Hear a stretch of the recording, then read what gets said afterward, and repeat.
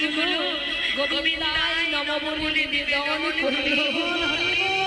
মন্দিরের বাইরে গাছের ডালে মৌমাছি গোবিন্দের ডানা চরণ তলে চেয়েছে কাঁদে আর বলে, বন্ধু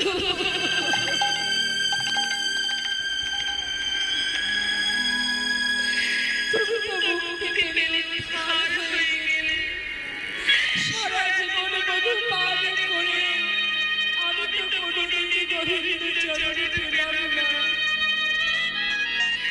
এক দৃষ্টিতে মন্দিরের বাইরে গাছের ডালে সারা রাত ওই মন্দিরে ভগবানের চরণের পানি নয়ন দিয়ে সারা রাত্রি মৌমাছি কেটে গেল।